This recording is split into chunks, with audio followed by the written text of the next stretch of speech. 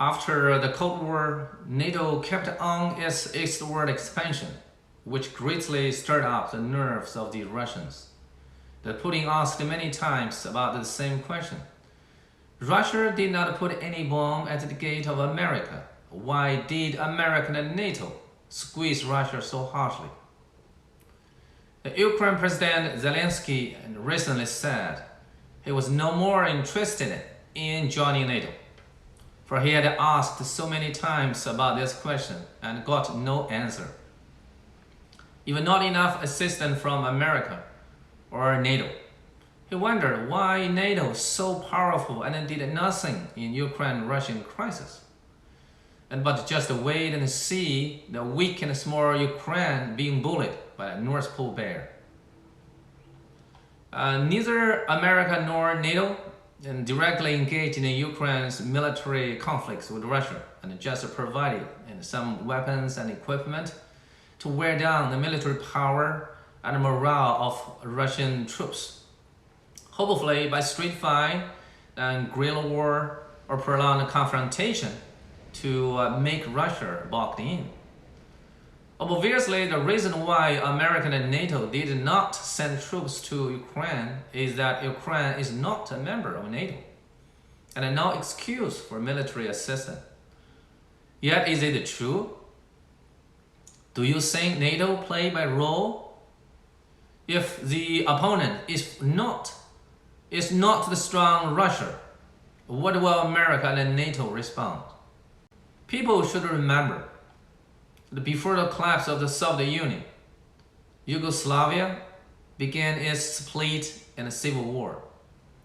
And two members' republics in the West, Slovenia and Croatia, declared independence in June 1991. And Germany, who was just reunified the year before in 1990, became the first in European Union and NATO recognized their independence in November 1991, which greatly speeded up the dissolution of Yugoslavia. In 1994 and in 1995, NATO bombers shelled Bosnia, and in 1999, NATO shelled Serbia and also bombarded China's embassy there. At that time, the former Yugoslavia was not NATO's member. Today, the two states of Donetsk and Luhansk that declare independence at East Ukraine. Then Russia recognized their independence and began special military operation and compared the NATO's behavior in Yugoslavia and today's Russia's operation in Ukraine. What's the difference there? What's the difference in nature? Because nothing different. So today, with the crisis in Ukraine, we review NATO once again. NATO's full name is North Atlantic Treaty Organization. It's a product of Cold War after World War II. It was established in April 1949 with headquarters in Brussels. That's the capital of Belgium. Its first members totally included 12 countries, such as United States, Canada, Britain, France, Italy, Netherlands, and Belgium, Luxembourg, and Portugal, Denmark, Norway, and Iceland, which was a military bloc in the West under American leadership. The Treaty of NATO that has 14 articles, and the fifth of which was about collective defense, then agreeing that when any signatory in the organization was attacked, all other members that would have to provide assistance, including the armed forces. In 1952, Greece and Turkey joined in. In 1955, the West Germany joined, and in 1982, Spain became a member, so NATO increased to 16 countries. After World War II, also rules a group of socialist countries under the leadership of the Soviet Union. In 1955, in Warsaw, Poland, they formed a Warsaw Treaty Organization, including the Soviet, Poland, Hungary, Czechoslovakia, Romania, Bulgaria, Albania, and East Germany, and Mongolia as an observer country. So two military blocs were against each other in Europe during that time. In 1990, the Cold War ended, and the Warsaw Treaty Organization dismembered. NATO promised to Moscow it would not expand to the east for an inch of land. Yet soon it took back its words and permitted the former members of the socialist blocs to join in. In 1999, Poland, Czech, and Hungary joined in NATO, with its members increased to 19. In 2004, another 7 countries like Estonia, Latvia, Lithuania, Slovakia, Slovenia, Romania, and Bulgaria joined in NATO, with its members to 26. In 2008, Croatia and Albania joined in, and NATO's membership increased to 28. In 2019, Montenegro became the 29th member of NATO. In 2020, the NATO enlarged to 30 members with North Macedonia. It can be seen that almost half of the NATO members are from the former Soviet Union republics or from the socialist countries of the Warsaw Treaty Organization. It's very similar to the scenario of 2 groups of gangsters.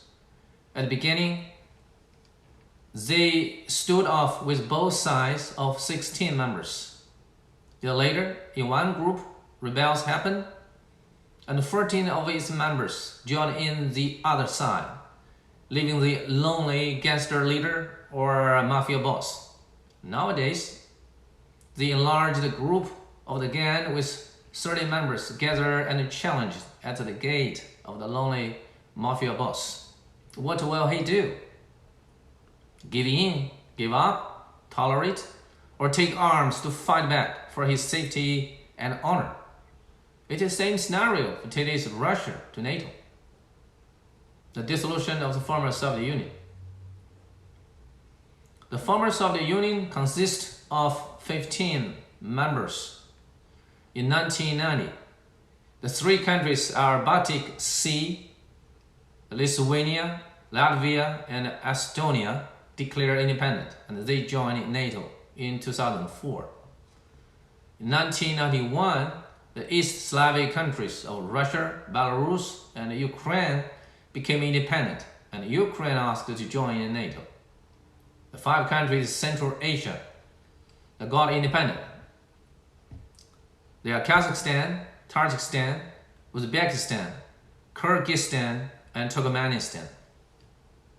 The 3 countries of Outer Caucasus, Georgia, Armenia, and Azerbaijan, and the other is Moldova.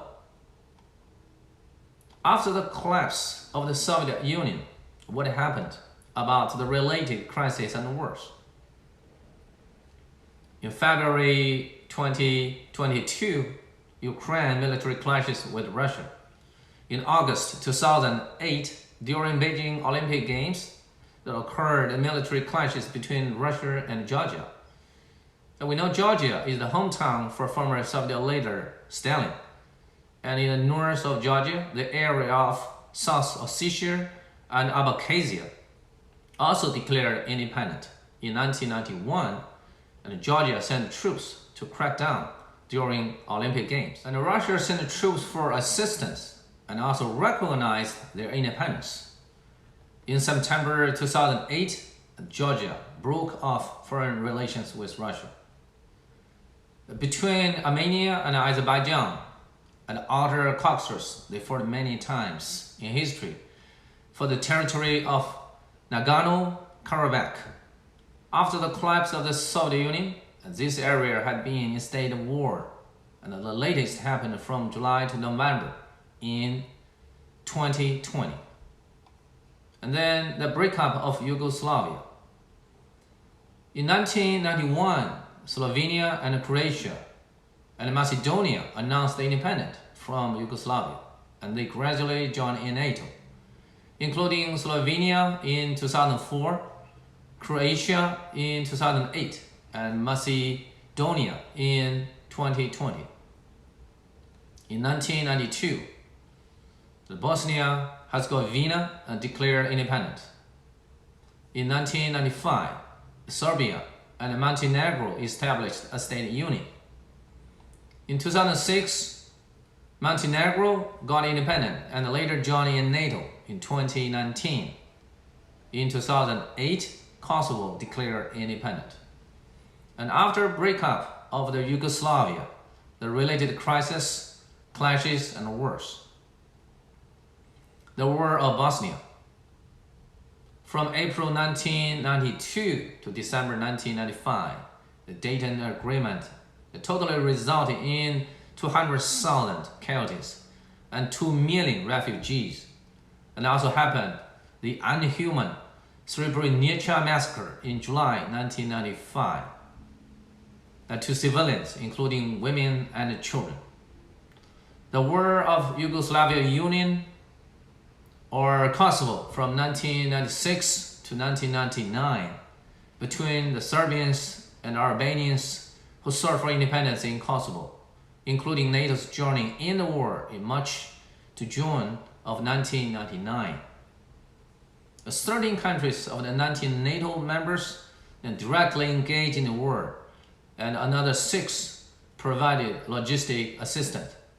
Totally involved in 3 aircraft carriers, 47 battleships, and 1,153 aircrafts, with violent bombings and shellings to Serbian, the military, and civilian facilities, including China's embassy. It is said after the collapse of the Soviet, Russia had tried 4 times for joining in NATO, yet America and Europe denied with all kinds of excuses. The reason mainly are: the first one, Russia's large size. After joining in, it is hard for the European Union and NATO to handle. It is also hard for America to control Europe and NATO. The second one is American and European buyers to Russians, who have been regarded as a hybrid of Europeans and Mongols, not pure white, as a more traditional Western culture, and belong to a nation of second class. The third one is Russia's political system as westernized already, and its military power, traditional expansionism, are still a big concern for the West.